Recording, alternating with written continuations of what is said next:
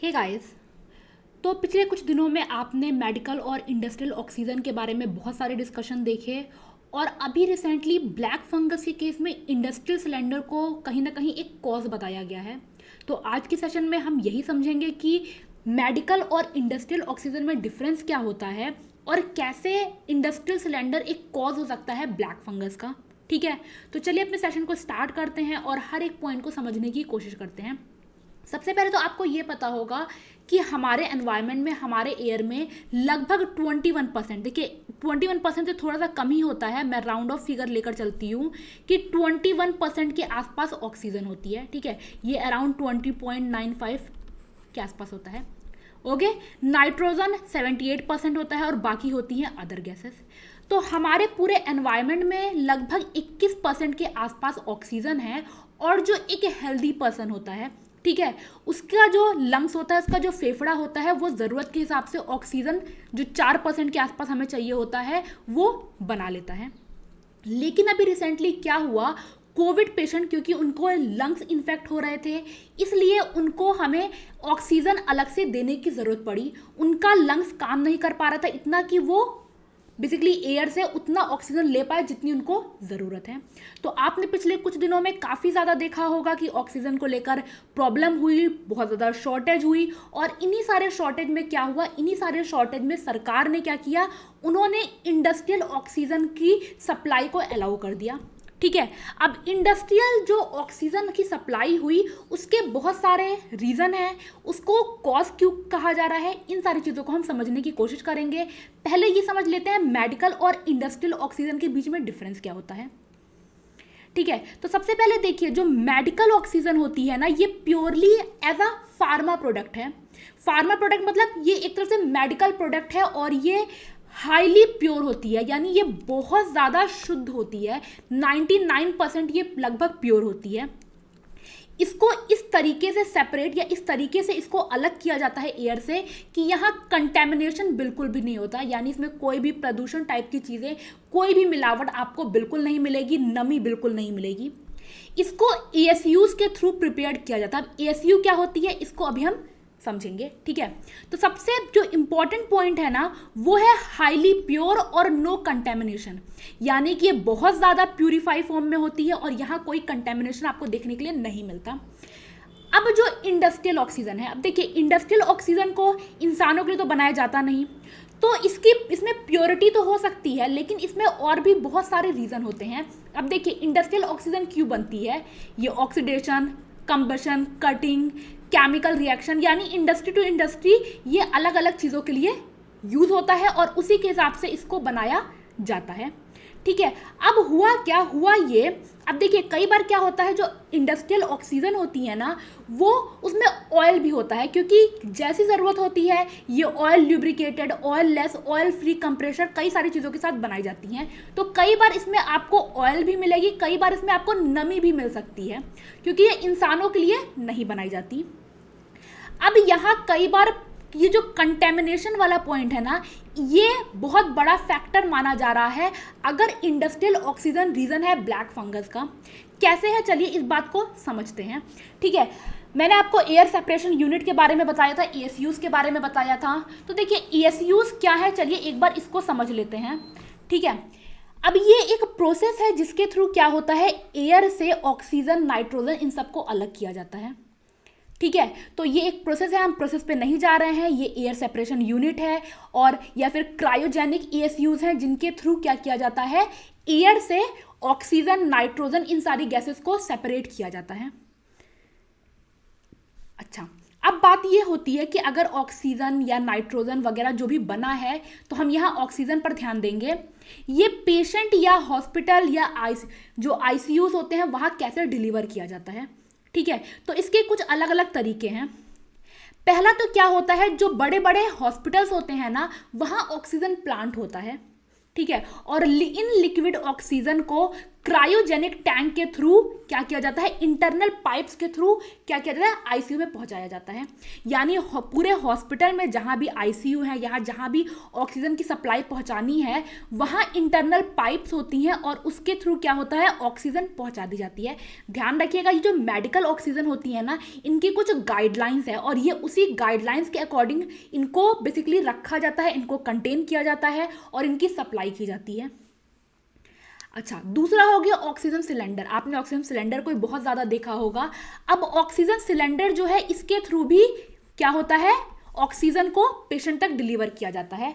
अब एक बात समझिए, जो पहला वाला केस है, यानी कि इसमें ऑक्सीजन की सप्लाई, अगर ऑक्सीजन बन रही है तो 24/7 पहुंचाया जा सकता है और आईसीयू में इसको यूज किया जाता है। जो सेकंड केस है ऑक्सीजन सिलेंडर, ये भी जनरली आईसीयू में यूज होते हैं, बट ये 24/7 सप्लाई नहीं हो सकती, क्योंकि आपको पता है इसमें क्या होगा, इसको रिफिल कराना पड़ता है।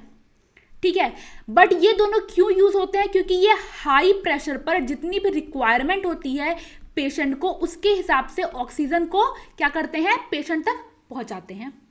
पिछले कुछ दिनों में आपने एक और तरीका सुना होगा और वो है ऑक्सीजन कॉन्सेंट्रेटर या जनरेटर। ये जनरली माइल्ड या मॉडरेट केस में यूज किया जाता है। ठीक है, क्योंकि ये लो प्रेशर पर काम करता है और जितनी जरूरत एक आईसीयू के पेशेंट को होती है, उतनी जरूरत पर ये ऑक्सीजन की सप्लाई नहीं करता है। ठीक है, ये जो छोटी यूनिट है, इसकी बड़ी यूनिट भी आती है, बट जो नॉर्मली छोटी यूनिट अभी है वो क्या है, वो बेसिकली छोटी सी है, वो थोड़े बहुत जरूरत के काम को पूरा कर पाती हैं। ठीक है, तो ये 3 तरीके हैं जो अभी रिसेंटली देखे गए, कहाँ, ऑक्सीजन डिलीवरी के टाइम पर अभी पेशेंट को कोविड केस में।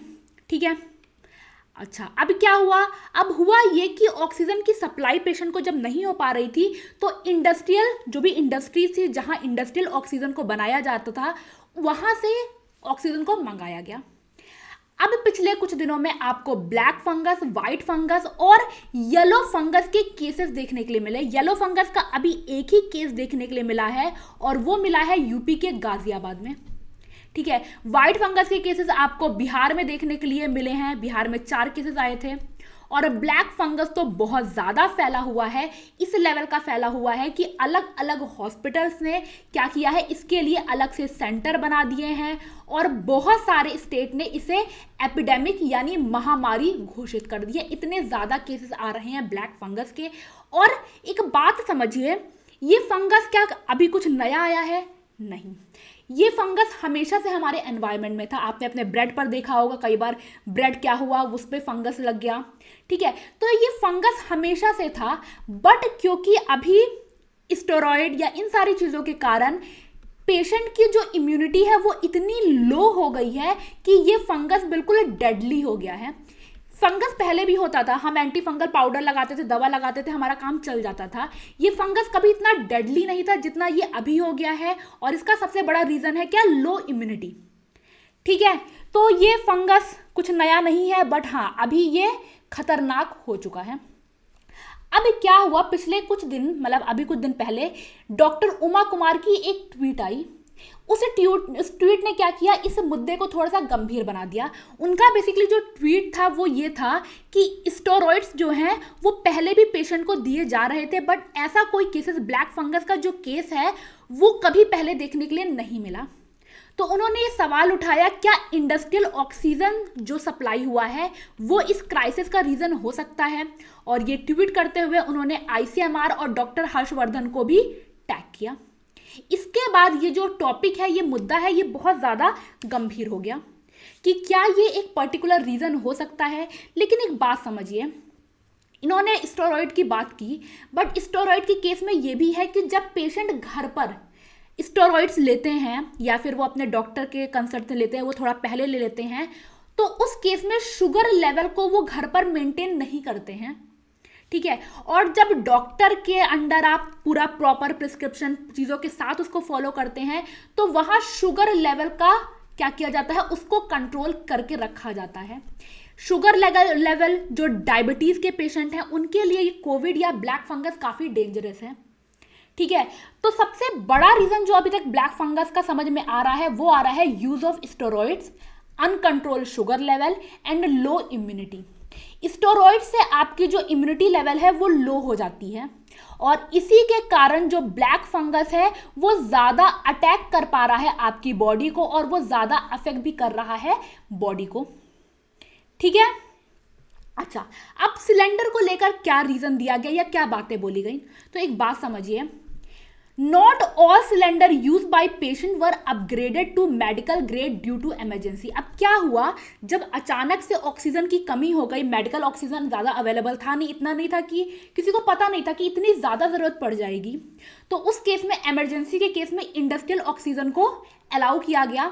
अब वो ज़रूरत थी, वहाँ हमारे पास कोई और ऑप्शन था भी नहीं कि हम क्या करें, हमें इसको अलाउ करना ही करना था, सरकार को उसको अलाउ करना ही करना था।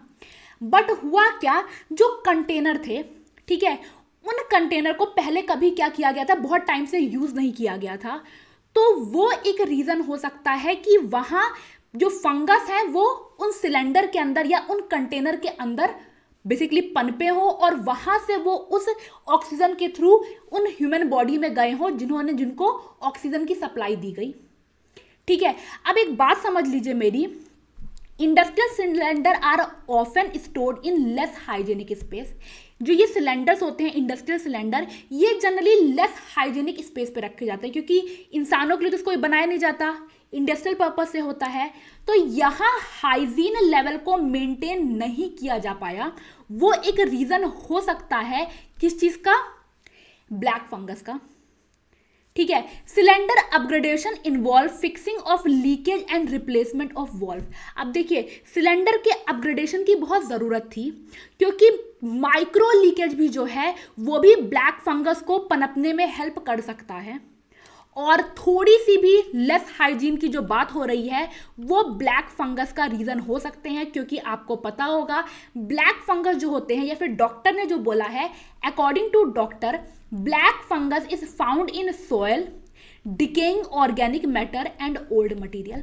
यानी ब्लैक फंगस जो है ये मिट्टी में जो ऑर्गेनिक मैटर सड़ रहे हैं उनमें या ओल्ड मटेरियल में पाए जाते हैं। और जैसा कि हमने समझा कि ये जो सिलेंडर हैं इंडस्ट्रियल सिलेंडर, इनका इतना ज़्यादा यूज़ होता नहीं था, तो ये एक रीज़न हो सकता है किस चीज़ का, ब्लैक फंगस का जो इंसानों में आ रहा है, वो एक रीज़न ये हो सकता है। ठीक है। And oxygen cylinder with contaminated water can increase the risk of fungus specially for those with low immunity.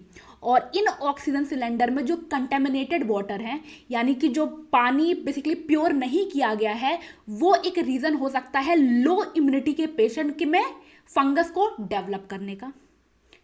ठीक। अच्छा, एक और चीज़ को लेकर काफ़ी डॉक्टर्स ने कंसर्न बताया। आपने देखा हो कि जनरली हॉस्पिटल में जो वेंटिलेटर होता है, जो आईसीयूज होते हैं, वहाँ क्या होता है, ऐसे एक बॉटल लगी रहती है जिसके थ्रू ऑक्सीजन इंसान में सप्लाई किया जाता है। इसे बोलते हैं ऑक्सीजन रेगुलेटर विथ ह्यूमिडिफायर। ठीक है। इसमें पानी होता है, ये पानी बॉयल होता है और जो भी ऑक्सीजन होते हैं जो गैस फॉर्म में होते हैं वो लिक्विड फॉर्म में इसमें जाकर फिर इंसान में जाते हैं, क्योंकि अगर ये जो गैस फॉर्म में या ड्राई फॉर्म में जो ऑक्सीजन है वो इंसान में ऐसे सप्लाई कर दिया जाए तो उनका गला क्या होगा, सूख जाएगा। तो जनरली इसको वाटर के साथ बॉयल करके बेसिकली उसको एक ऐसे फॉर्म में लाया जाता है जिससे कि वो इंसानों को दिया जा सके, गैस फॉर्म में लाया जाता है। तो अगर ये जो वाटर है, ठीक है, ये जो वाटर है इसका बेसिकली से चेंज नहीं किया जाएगा ना, तो इसमें भी ब्लैक फंगस पनप सकते हैं। इसके अलावा जो मास्क है, आपने देखा होगा ऑक्सीजन के लिए मास्क यूज़ किया जाता है, अगर उन मास्क को सही से बेसिकली इसको साफ नहीं किया जाए, इसको सैनिटाइज नहीं किया जाए, तो उसमें भी ब्लैक फंगस पनप सकता है। और एक्चुअल में ऐसा नहीं हो रहा है। ये जो मास्क वगैरह है ना, या फिर ये जो वाटर वगैरह है, इन पर ध्यान ज़्यादा दिया नहीं जा रहा है। ठीक है। तो ये सारे रीज़न भी ब्लैक फंगस के हो सकते हैं। ठीक है। तो ये कुछ रीजन है जिसके कारण क्या किया जा रहा है, इंडस्ट्रियल सिलेंडर पर एक क्वेश्चन उठा है कि शायद ये रीजन हो सकता है ब्लैक फंगस का भी। लेकिन अभी तक आईसीएमआर या फिर हमारे जो बेसिकली हेल्थ मिनिस्ट्री है उसके अकॉर्डिंग इसको कोई इस पे आंसर नहीं आया है। उनका भी जो मेन है वो है स्टेरॉइड्स। ठीक है। तो आने वाले दिनों में हमें जब इस पे और रिसर्च होगी, कुछ स्टेट जैसे कि कर्नाटका। कर्नाटका ने ब्लैक फंगस का सबसे बड़ा कॉज क्या है, मेन रीजन क्या है, इसके लिए टीम बनाई है, इस पर रिसर्च चल रही है। ऐसे बहुत सारी टीमें हैं जो इस पर रिसर्च कर रही हैं और इंडस्ट्रियल सिलेंडर को भी एक कॉज मान के रिसर्च को आगे बढ़ाया जा रहा है। तो मैं ये उम्मीद करती हूं आपको इंडस्ट्रियल सिलेंडर, मेडिकल सिलेंडर क्या है, इसके बीच का डिफरेंस समझ में आ गया होगा। क्यों इस केस में यानी इंडस्ट्रियल सिलेंडर के केस में ब्लैक फंगस को कनेक्ट किया जा रहा है।